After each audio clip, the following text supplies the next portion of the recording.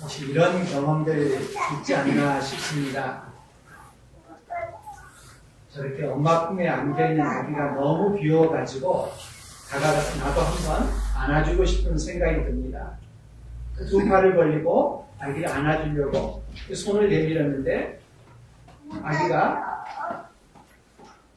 자신에게 달라들기는커녕 눈을 실룩거리고 울먹울먹 하다가 하늘이 떠나가라고 마구 우는 것입니다. 나는 귀여워서 안아주려고 하는데 아기는 전혀 그렇지 않은 그런 반응을 보이는 것입니다. 참으로 멋졌고 당황스러운 그런 경험이죠. 어른이 사랑하는 마음을 가진 것이 아기에게 전달되지 않고 두려움만 불러일으킨 것입니다. 예수님이 세상에 오신 소식이 사람들에게 기쁨이 되기보다도 오히려 아기들이 반응하듯이 싫어하고 두려워하고 울음을 울듯이 그렇게 반응할 수도 있습니다. 기독교의 가장 중요한 특징이 뭐냐? 한마디로 하면 예수님입니다. 기독교 신앙의 근본은 예수님입니다. 예수님이 세상에 오셨다는 것을 우리가 기념하는 것이 오늘 우리가 드리는 성탄 감사 예배입니다. 예수님이 세상에 오셨다는 이 소식 자체가 복음입니다. 영어로 하면은 이 복음이 굿뉴스죠. 이 굿뉴스를 기쁜 소식이라고 우리 믿음의 선배들은 번역하지 않았습니다. 뭐라고 번역했습니까? 복음이라고 했어요. 복음. 기쁜 소식, 굿뉴스라고 하지 않고 한글로 번역할 때는 한국 사람들이 복을 너무 좋아하니까 희소식 그렇게 하지 않고 복음이다 이렇게 한자로 만들었습니다. 왜 기독교는 무엇을 하라고 말을 하지 않고 어디 가면 구원이 있다라고 말하지 않고 왜 복음이라고 하느냐? 그것은 예수님께서 세상에 오셔서 우리가 해야 될 모든 일을 예수님이 다 이루셨기 때문입니다. 예수님께 가면 모든 문제가 해결된다는 것입니다.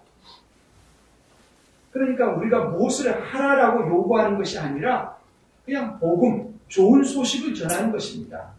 네가 가지고 있는 모든 문제는 예수님께서 다 처리하셨다, 해결하셨다. 소식을 알리는 것입니다.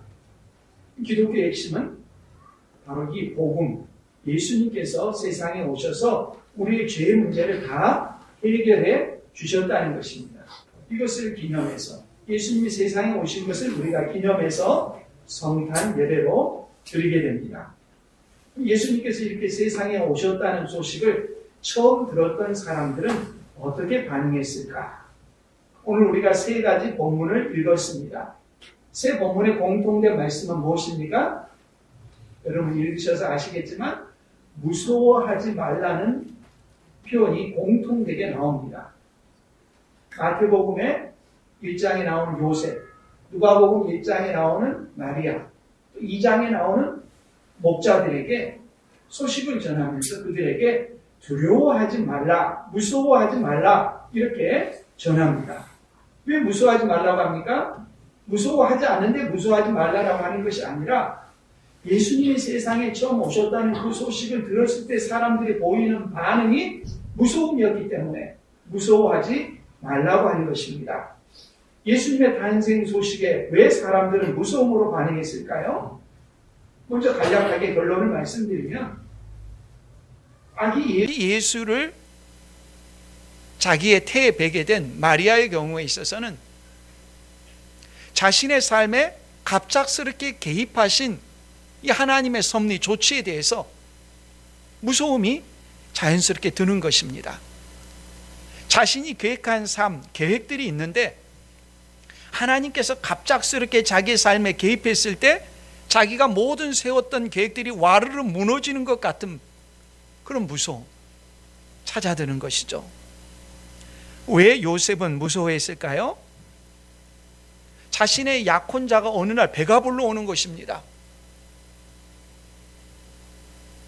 조용히 관계를 끊으려고 하는데 성령으로 잉태되었다고 합니다. 이 사실을 다른 사람들에게 말하면 아무도 믿지 않을 것입니다. 그렇게 자기와 상관없이 아기를 갖게 된 마리아를 데리고 자기 집으로 가게 되면은 사람들이 손가락질할 것입니다. 사회적인 체면과 위신이 어떻게 되느냐, 그 사회적인 평가를 받을 것들을 염려하면서 마음속에 무서워하는 마음이 드는 것입니다. 목자들은 왜 무서워합니까? 지금까지 경험해 보지 못하였던 낯선 영적인 세계에 들어가게 됐습니다. 늘 들판에서 노숙하면서 양을 치고 잠을 자고 자연의 경이스러움들은 목격해 봤지만은 아기 예수가 태어났다고 그들에게 소식을 전하는 그 천사들 앞에서 한 번도 경험해 보지 못한 낯선 영적인 세계를 접하면서 그 마음속에 두려움이 일어나는 것입니다. 마리아나 요셉이나 목자들이 아기 예수의 탄생 소식에 무수함으로 반응한 그와 같은 반응은 그들만의 반응이 아니라 예수님이 우리에게 찾아와서 내가 너의 구원자라고 우리의 마음의 문을 두드릴 때 우리 역시 동일하게 반응할 것입니다. 내가 지금까지 살아왔던 삶의 모습과 계획들이 와르르 무너지고 새롭게 세워져야 된다는 것 앞에 두려워하는 것입니다. 내가 이 도전을 받아야 될까? 내 삶은 전혀 예측하지 못한 것으로 튀어나가지 않을까? 그런 걱정과 염려가 자기의 마음을 찾아 후비기 시작합니다. 오늘 우리가 이 세 본문을 시간의 순서를 따라서 제일 처음에 마리아, 누가복음 1장, 그 다음에 요셉, 마태복음 1장, 그리고 마지막으로 누가복음 2장에 나오는 목자들을 살펴보겠습니다. 먼저 누가복음 1장 30절 말씀에 보면 천사가 이르되 마리아여 무서워하지 말라, 내가 하나님께 은혜를 입었느니라. 마리아에게 전해진 소식입니다. 마리아는 요셉과 약혼한 상태였습니다. 성경시대 약혼이라는 말은 결혼과 사실상 동의어입니다. 특별한 문제가 없으면 약혼한 사람은 결혼을 하게 됩니다. 당시 문헌을 보게 되면 결혼할 나이가 여성의 경우에 있어서는 보통 12살, 13살 정도라고 합니다. 평균 수명이 짧던 시기였기 때문에 조혼이 유행이었죠. 마리아 역시 아마 12살 또는 그것보다 조금 더 된 나이였을 것으로 추정이 됩니다. 10대의 나이인 것이죠. 어느 날 이 약혼한 마리아에게 놀라운 소식이 전해졌습니다. 우리가 읽은 것처럼 하나님께 은혜를 입었다고 합니다. 어리둥절했습니다. 무슨 은혜를 내가 입었단 말인가? 더 자세하게 알려주죠. 누가복음 1장 31절 말씀에 보면 보라 내가 잉태하여 아들을 낳으리니 그 이름을 예수라 하라. 마리아가 아기를 가졌다는 것입니다. 자기의 대착상이 되었다는 거예요. 깜짝 놀랐죠. 마리아는 원한 적도 없고 기대한 적도 없고 상상한 적도 없는 내용입니다. 불쑥 자신의 삶에 누군가가 개입해서 아기를 가졌다는 거예요. 마리아는 평범한 여인이었습니다. 요셉과 정혼한 사이입니다.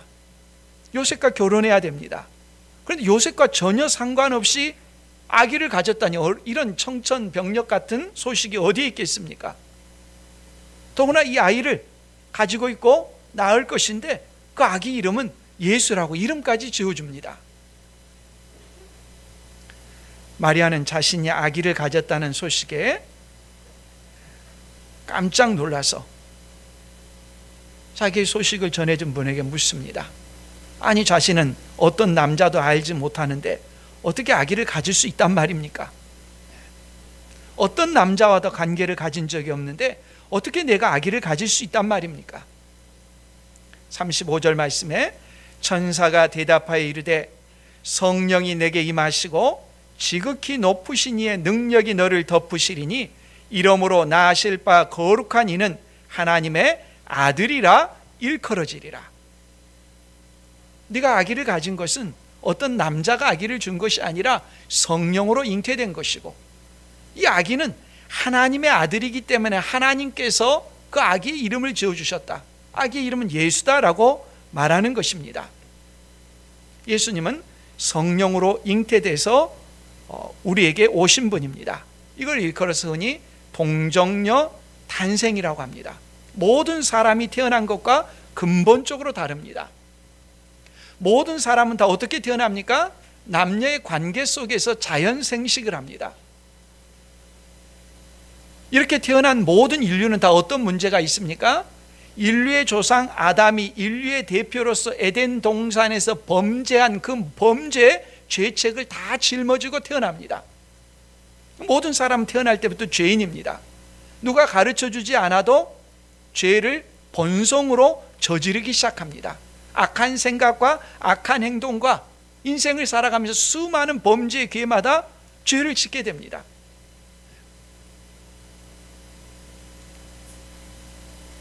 제가 한 번은 살아가면서 어려운 시기를 겪었던 적이 있는데, 그 어려운 시기를 겪으면서 그 상황에서 방어적으로 말을 하게 됐습니다. 근데 방어적으로 말을 하는데 제가 말하는 것 중에서 100 중에서 5%에서 10%는 거짓말이 섞여 있는 거예요. 저는 그런 상황 자체가 너무도 싫었습니다. 나는 그렇게 하고 싶지 않은데 내 속에서 그런 거짓이 나오는 것입니다. 그렇게 하고 싶은 생각이 전혀 없는데도, 한 번도 그런 생각도 한 적이 없는데 그냥 불쑥 거짓말이 자기 변명 속에서 마치 내 것처럼 나오는 것입니다. 깜짝 놀랐습니다. 아, 인간이 이렇게 죄인이구나.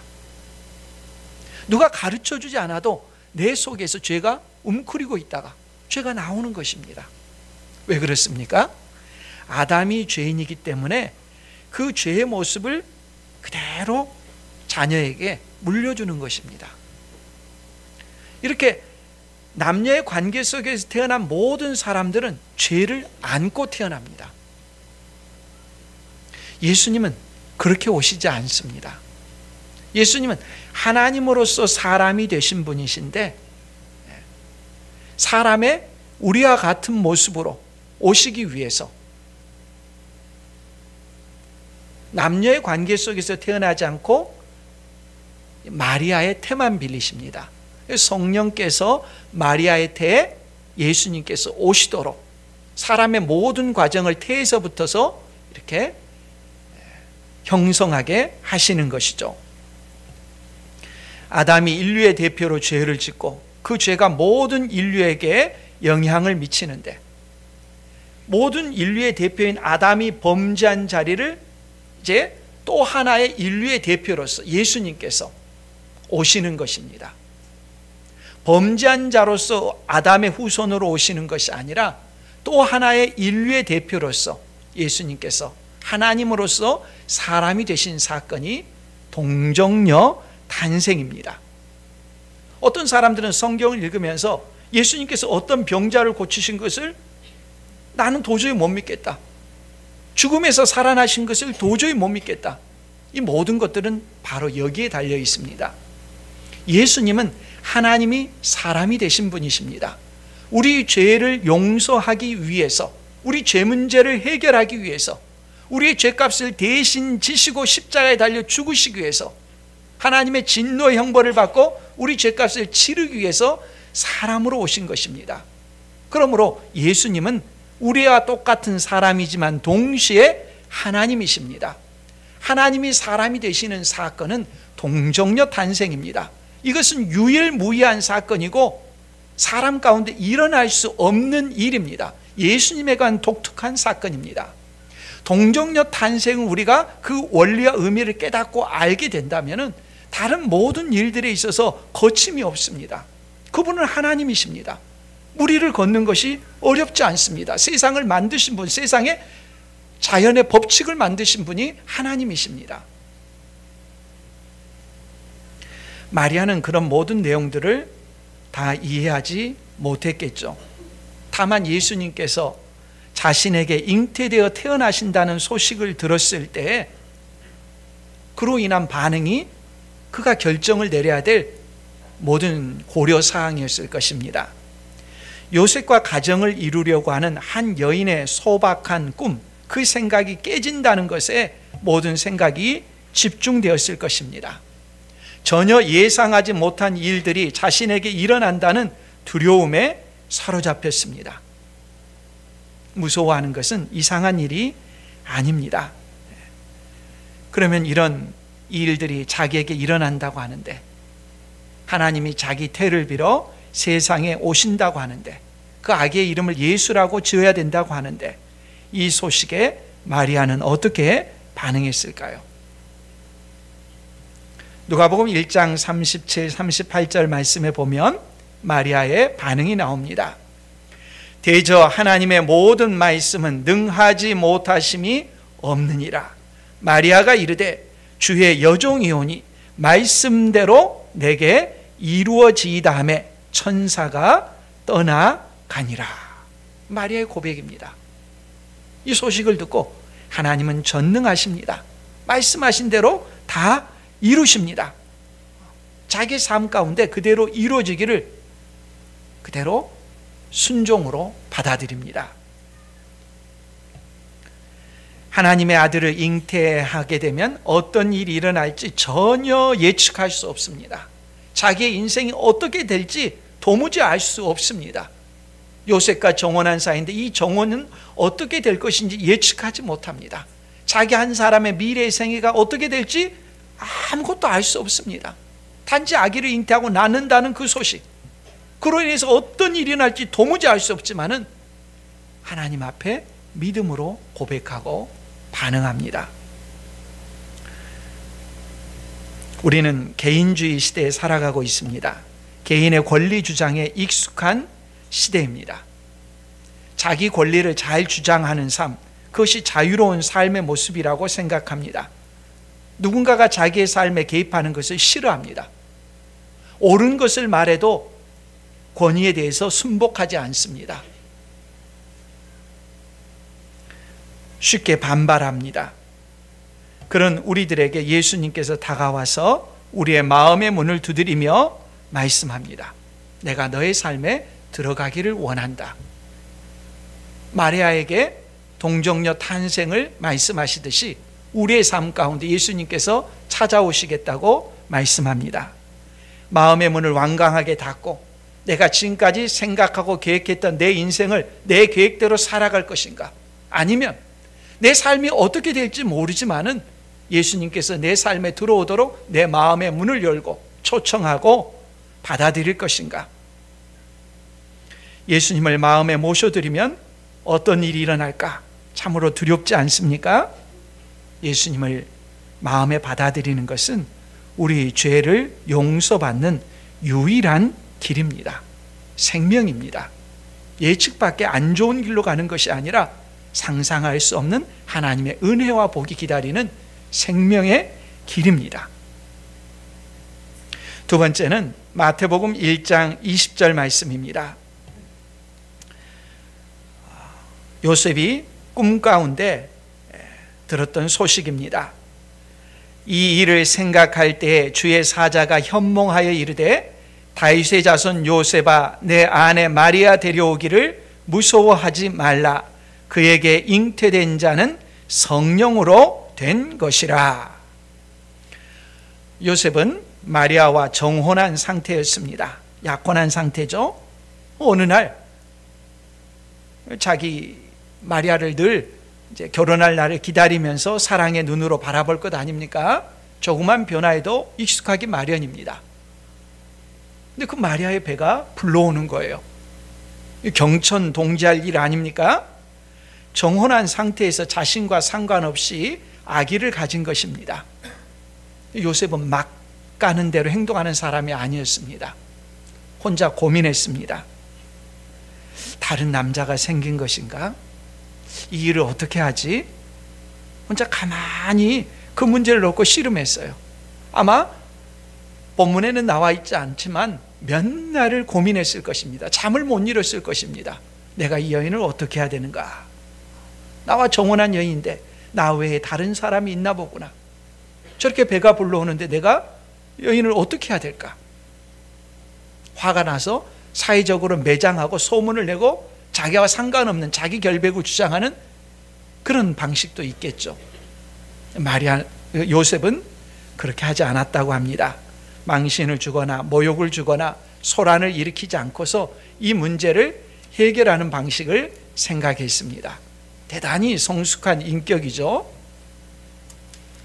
마리아 입장에서 배려를 했습니다. 아마 마리아가 사랑하는 다른 사람이 있나 보다. 자기의 인생을 찾아가도록 그렇게 하자. 스토커 그런 일들 하지 않고 조용히 보내주려고 하는 것이었죠. 본문 말씀이 그래서 20절에 이 일을 생각할 때 한 번 생각하고 만 것이 아니라 이 결정이 내려지기까지 오래 고민하고 이제 가만히 끊어야겠다 이 결심을 할 그때에 그 말이죠. 바로 그때 천사가 요셉에게 나타났습니다. 가만히 끊으려고 했는데 천사가 요셉에게 나타나서 말하기를 마리아를 데려오라고 합니다. 요셉에게 마리아를 데려오라고 하는데 데려올 일을 생각하니 또 어떻습니까? 마음속에 무서운 생각이 드는 것입니다. 그래서 천사가 요셉에게 무서워하지 말라고 하는 것입니다. 우리가 요셉의 입장이 있다고 한다면 왜 요셉은 마리아를 데려오는 것이 무섭다는 그런 생각을 하게 되었을까요? 사람들의 눈이 두렵기 때문입니다. 고대 사회는 어느 집에 숟가락 몇 개 있는지도 다 아는 그런 구조 아닙니까? 마리아의 배가 불러서 요셉의 집에 오게 되면은 사람들이 그에 대해서 평가를 할 것입니다. 손가락질 할 거예요. 아니 결혼도 하지 않았는데 어떻게 저 처녀가 배가 불렀고 저렇게 다녀? 에이, 행동하는 것들을 봐라. 어떻게 사람들이 이렇게 형편없냐? 도덕도 없고 정숙함도 없고 예절도 없고. 사람들이 그런 이모. 그게 두려운 것이죠. 사회적인 평판. 그렇다면 사실대로 성령으로 잉태된 것이라고 말합니까? 아마 말했을 수 있겠죠. 사람들이 그걸 받아들입니까? 도무지 이해할 수 없는 일이죠. 얼마나 난처하겠습니까? 자신의 믿음을 주변 사람들에게 말해도 이해하려고 하지도 않고 받아들이려고도 하지 않을 것입니다. 도대체 이 문제를 어떻게 할 것인가? 꿈속에서 주의 천사가 요셉에게 마리아의 배가 부른 것은 마리아가 어떤 외간 남자가 있어서 그렇게 배가 부른 것이 아니라 성령으로 잉태된 것이다. 무서워하지 말고 데려오라. 나는 무서움이 있는데 사회적으로 우리를 어떻게 볼 것인가? 자신의 체면과 위신이 있는데 동네에서 고개를 들고 내가 어떻게 직업에 종사하고 일을 할 것인가? 그럼 무섭고 두려워하는 마음이 있는데 내가 과연 어떻게 할 것인가? 마리아를 데려올까 말까? 요셉이 고민이 되었겠죠. 요셉은 순종했습니다. 마태복음 1장 24절 말씀에 보면 요셉이 잠에서 깨어 일어나 주의 사자의 분부대로 행하여 그의 아내를 데려왔으나 라고 말합니다. 주의 반응에 대해서 참으로 주저하고 두려웠지만은 말씀대로 순종하며 마리아를 데리고 왔습니다. 남들의 눈을 의식해서 남들의 눈 때문에 결정하는 것이 아니라 진리가 무엇인가를 믿고 진리의 기초에서 판단하고 행동한 것입니다. 쉬운 것 같지만 어떤 사람들에게는 대단히 어려운 경우가 있습니다. 자기가 생각한 대로 확신 있게 행동하며 살아가는 사람들도 있지만 어떤 사람들은 남들이 나를 어떻게 생각할 건가 하는 사람들의 평판을 의식하면서 자신의 행동을 조절하는 사람들도 상당수가 있습니다. 오늘 우리는 어떻습니까?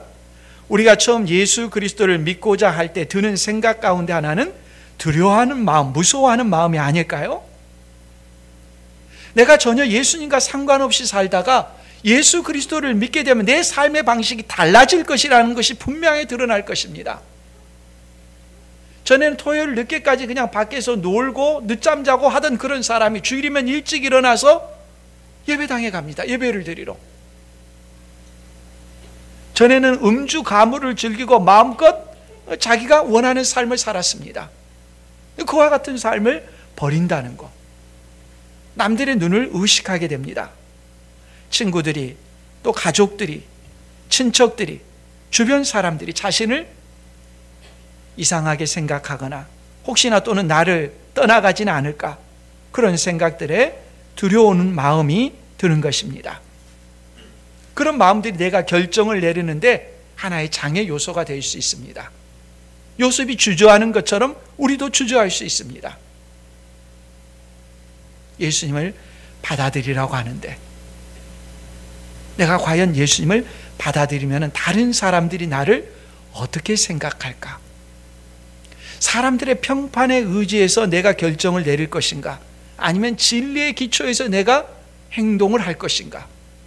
바로 그 물음입니다. 그러나 이 결정은 어떤 불확실한 모험이 아닙니다. 진리의 초청입니다. 요셉처럼 예수 그리스도를 모셔 드리는 것, 진리의 편에 서는 것입니다. 마지막으로 목자들입니다. 누가복음 2장 10절 말씀입니다. 목자들이 들판에서 이렇게 노숙을 하면서 양을 치고 있을 때 천사가 목자들에게 밤에 나타났습니다. 누가복음 2장 10절 말씀에 보면 천사가 이르되 무서워하지 말라. 보라, 내가 온 백성에게 미칠 큰 기쁨의 좋은 소식을 너희에게 전하노라. 여러분, 목자하면 어떤 생각이 떠오릅니까? 저는 예전에는 그 알퐁스 도데의 소설 별에 나오는 그런 어떤 낭만적인 그런 것을 생각했어요. 근데 성경과 관련된 서적들을 읽으면서 성경 시대의 목자들은 전혀 그런 낭만과 상관없는 사람이라는 것을 알게 됐습니다. 성경 시대 목자는 3D 직종입니다. 아주 밑바닥의 삶입니다. 누가복음 2장 8절에 보면 목자들이 밤에 밖에서 자기 양떼를 지키는 중이라고 말합니다. 밤에 집에서 쉬고 자는 것이 아니라 찬이슬을 맞아가며 노지에서 양떼를 지키는 것입니다. 적막함, 야생 짐승의 울음소리, 꾀죄죄한 모습들, 외로움, 그것이 목자들의 모습입니다. 아무도 가까이 하지 않으려는 그런 냄새나는 모습과 같습니다. 하루 이틀 하고 마는 것이 아니라 그것이 일상의 삶이었습니다. 요즘식 표현으로 하자면 위험의 외주화에 내몰린 비정규직이고 막장 인생과 같았습니다. 훨씬 그 이하였죠. 미래에 대한 전망이 없는 삶의 자리였습니다. 아기 예수가 태어난 다음입니다. 이 아기 예수가 태어났다는 소식을 누구에게 전해야 될까요? 그때 당시에 복음이라는 말을 그리스어로 유앙겔리온이라고 합니다. 이 유앙겔리온이라는 원래 말의 의미는 무엇이냐면은 로마의 황제가 자기의 대를 이어서 왕이 될 사람이 태어났을 때 그 왕자가 태어났다는 소식을 포고령으로 온 세계에 공포를 했습니다. 이 황제의 대를 이어서 자식이 태어났다는 소식을 이렇게 알리는 것, 그 알리는 소식을 일컬어 뭐라고 하냐면 유앙겔리온, 좋은 소식, 복음입니다. 고대에는 한 나라의 소유주가 누굽니까? 황제, 왕에게 있습니다. 국채가 왕입니다. 황제의 뒤를 잇는 것이 너무도 중요합니다. 황제의 자식이 태어났다는 것은 그 나라가 대를 이어서 계속 이어진다는 그런 의미입니다. 국가적인 경사죠. 황제의 자식이 되었다는 것이 너무도 기뻐가지고 유앙겔리온하고 온 세상에 전파를 하고 특사를 내리고 그런 일들이 있었죠. 하나님 나라의 왕이신 예수님이 세상에 태어났습니다. 이 소식을, 유앙겔리온, 좋은 소식을 누구에게 전해야 되겠습니까? 오늘 본문에 보니까 하나님께서는 이 아기 예수의 탄생 소식을 한밤에 소외감과 적막감 속에서 양을 치는 목자들에게 알리셨다고 말씀합니다. 사람들이 전혀 알아주지 않는 소외계층에게, 비정규직에게 전달하셨습니다. 하나님께서 의도적으로 선택하신 것이죠. 한번 생각해 보십시오. 전 세계 최고의 공연을 기획해서 행합니다. 소수의 사람들만이 입장해서 그 공연을 볼 수가 있습니다. 누구에게 입장 티켓을 주겠습니까? 왕이나 대통령이나 권세자들이나 부자나 연예인이나 유명 인사들에게 그런 티켓이 주어지겠죠. 하나님께서는 자기 아들을 세상에 보내시면서 자기 아들이 세상에 태어났다는 소식을 누구에게 전하느냐? 바로 이 목자들, 그들을 초청하셔서 아기 예수가 태어난 자리로 가라고 말씀하십니다.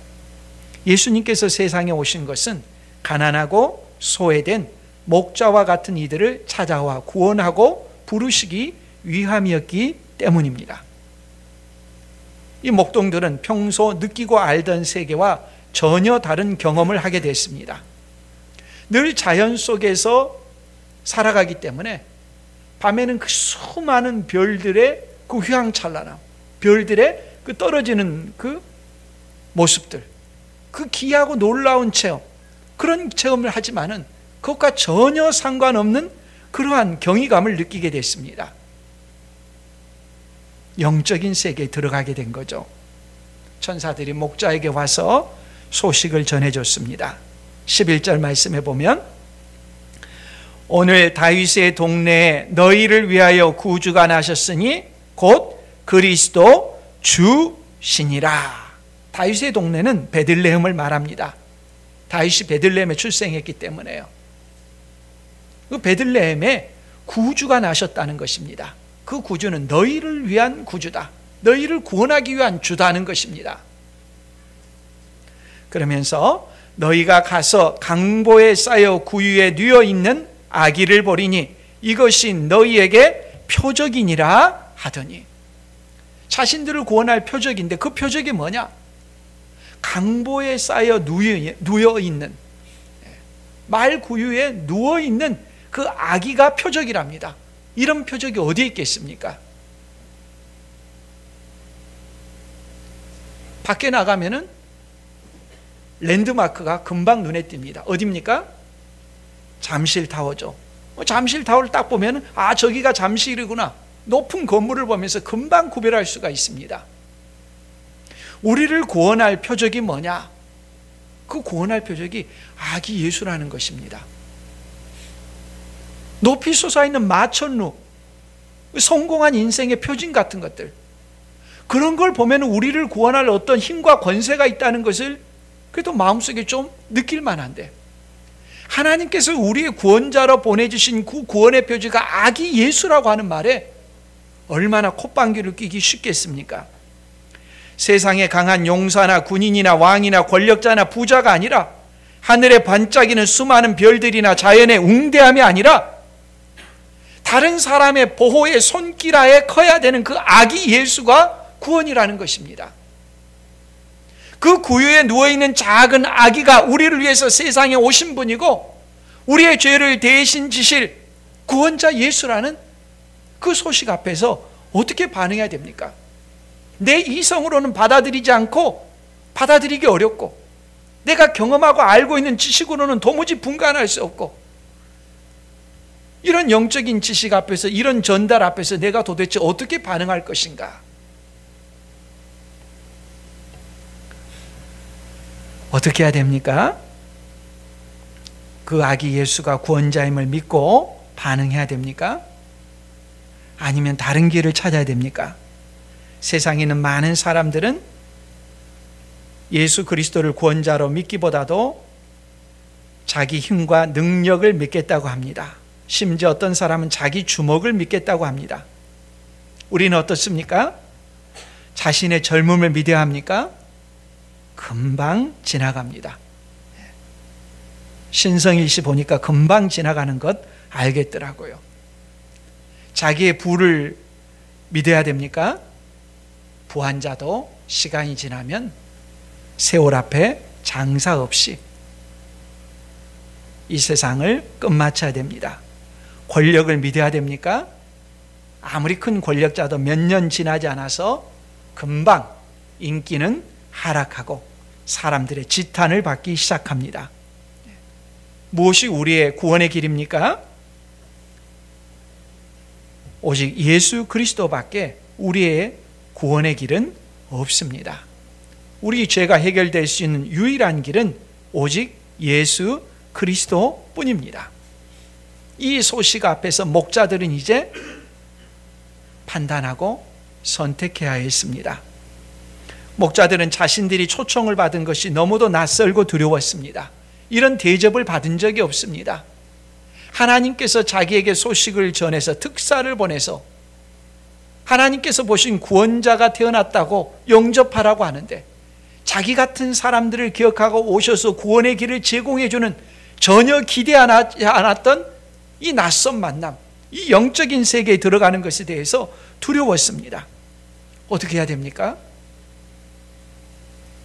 마리아가 받아들이고 요셉이 받아들이듯이 이 목자들도 받아들였다고 합니다. 누가복음 2장 16절 말씀에 보면 빨리 가서 마리아와 요셉과 구유에 누인 아기를 찾아가서 경배했습니다. 오늘 교회에 처음 오신 분이 계십니까? 또는 교회는 나오고 있지만 계속 주저하면서 예수님을 영접하는 것을 망설이고 계신 분들이 계십니까? 예수님은 우리 죄를 위해서 십자가에 달려 죽기 위해서 죄의 문제를 해결하기 위해서 세상에 오신 하나님이십니다. 내가 세상을 살아오면서 지었던 그 수많은 죄악들, 죄의 문제에 대해서 죄는 반드시 죄의 결과인 형벌을 받아야 되는데 하나님이 세우신 법인데 이 죄의 문제를 해결했다고 말씀합니다. 예수 그리스도께서 우리 죄의 문제를 해결하셨다는 이 소식 앞에 낯설고 불편하고 두려운 마음이 드십니까? 목자들처럼 경험해보지 못했던 낯선 영역으로 영적인 세계로 들어가는 것이 주저하고 머뭇거려집니까? 예수 그리스도를 영접하면 자신의 삶이 전혀 달라질 것 같아서 망설여집니까? 내가 생각도 하지 못했던 세계로 가게 될까 봐 자신의 인생 주도권, 운전대를 놓칠까 봐 두렵습니까? 진지하게 생각해 보십시오. 왜 예수님께서 세상에 오셨습니까? 그 이름에 달려 있습니다. 예수라는 이름은 자기 백성을 그들의 죄에서 구원한다는 의미입니다. 예수님이 세상에 오신 것은 우리 죄 때문에 오신 것입니다. 하나님은 거룩한 분입니다. 하나님은 거룩하신 분이기 때문에 거룩하신 분답게 우리의 죄를 다루셔야 됩니다. 거룩하신 분답게 죄를 다루지 않으면 그분은 거룩한 분이 아닙니다. 거룩한 분이 아니면 하나님이 아닌 것이죠. 하나님께서 거룩한 분이라는 것은 죄를 다룰 때 어떻게 해야 됩니까? 죄에 대해서는 반드시 형벌을 가해야 됩니다. 하나님이시지만 하나님도 우리의 죄를 너 죄 없다라고 간단히 말로 처리할 수가 없는 것입니다.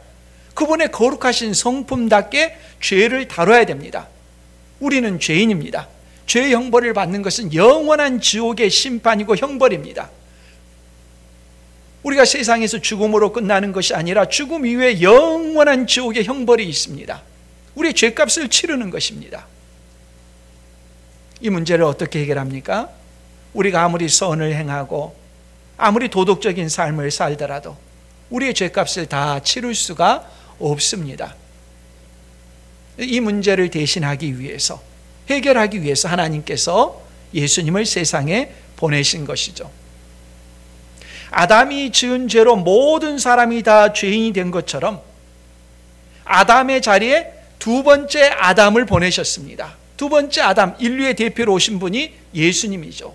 죄 없는 분으로 세상에 오셔서 하나님의 모든 말씀과 가르침을 다 순종하시고 지키시고 우리의 죄값을 예수님께서 하나님의 형벌로 십자가에 달려 죽으셨습니다. 예수님의 십자가에 달려 죽으심은 우리의 죄값을 대신 지시고 하나님의 진노의 형벌, 저주의 형벌을 받고 십자가에 달려 죽으신 것이죠. 예수님을 믿는다라고 하는 말은 예수님께서 내 죄의 형벌을 다 십자가에서 달려 죽으심으로 내 죄값이 처리되었다는 것을 믿는 것입니다.